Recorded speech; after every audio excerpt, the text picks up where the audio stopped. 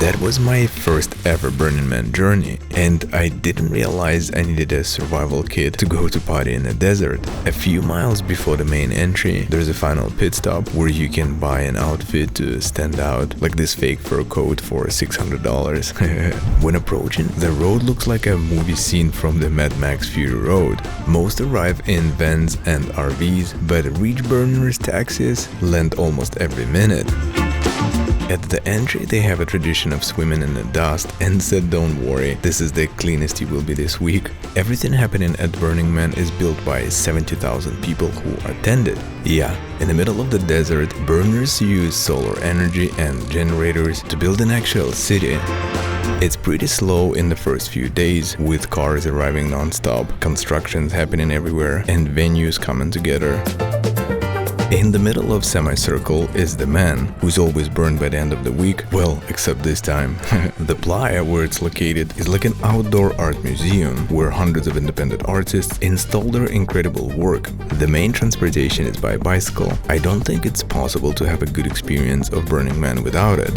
That city is so massive, and more than 5,000 events are happening within a week, so when you pass by camps, you get all kinds of invitations to do something, plus some bike traffic jams, so it takes about 40 minutes to an hour to go from one side to another.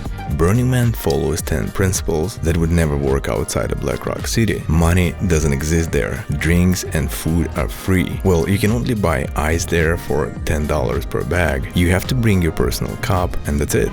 People print ID on it to prove you are above 21. Someone is always making something day and night in every part of the city, from simple hot dogs, smoothies or fruits, to full meals made by the chef. I can't believe that you can get a banana dipped in liquid nitrogen and chocolate in the middle of the hot desert.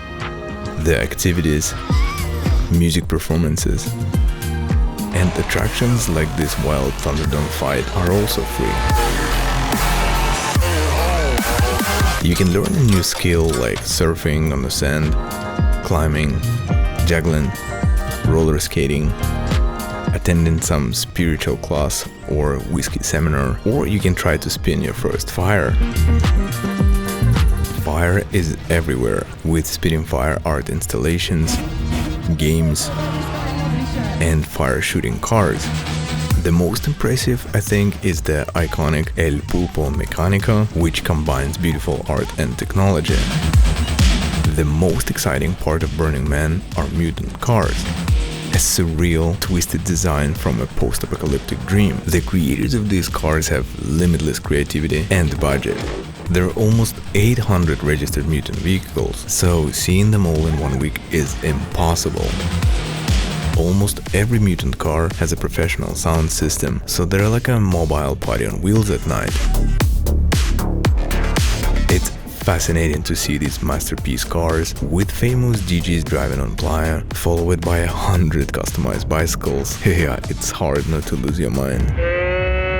Events happen at the Burning Man non-stop, but the best time to explore the city is at night. Everything lights up like it's a mini Las Vegas on steroids. The art installations looks unreal. The whole playa becomes a futuristic playground. It feels like you are a character in the video game. And if you're not into art or electronic music, you can have a great time in some unique bars, and there are hundreds of them.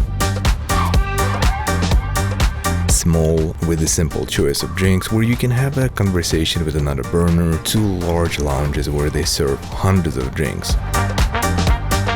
And the drinks are as mysterious as everything else. All logos and labels are taped, since brands are not allowed at Burning Man, well, unless you are liquid death. So it's hard to know what you're drinking when it's labeled Furry Banana Slurpee, Panda Bear Piss, Chuck Norris Broth, or any of these bottles. I liked the Ukrainian mead from the Kurenivka camp, but I think the best place to drink at the Black Rock City is Golden Guy, known as the best kept secret on Playa. It's an alley of tiny Tokyo-style bars. Each bar has a theme, a signature drink, and a conversation topic. It's an incredible concept. I constantly had to remind myself that someone just built all this for only 1 week. The week's final event is where all the burners get together and epically burn the man. But the thing is, I didn't get to see it. I forgot to mention that the weather there is quite unpredictable. Black Rock City has the worst weather conditions on Earth, and extreme temperature changes. One day it's super hot and sunny, then it gets windy and cloudy. The next day, freezing cold, and sandstorms are coming out of nowhere to surprise you a few times per day. By the way, it's not regular dust, it's a lake alkali that feels like a super fine powder. Well, nobody cares about the weather, it's part of the Burning Man experience. Tens of thousands of people are being told to shelter in place at the popular Burning Man festival because they are literally stuck in the mud. They're trapped. Yeah, the rain started on Friday night, and since Black Rock City is former lake and one of the flattest places on Earth, we've got more than half an inch of rain overnight, which turned Playa into the saddest swamp-like place. It's impossible to ride a bicycle. Art installations were replaced by mud art.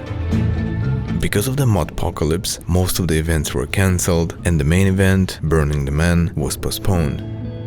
It became a little chaotic during the weekend when people realized the gate was closed and no one could leave. It felt like the place was abandoned.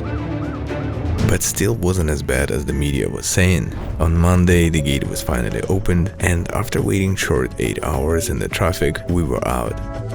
This was truly the most extraordinary experience I've ever had. Blade Runner and Mad Max in real life. I've never felt anything like that. People are enjoying themselves so much, happy without the internet, daily news, and real world problems, being present and expressing themselves the way they want. Well, at least for 1 week.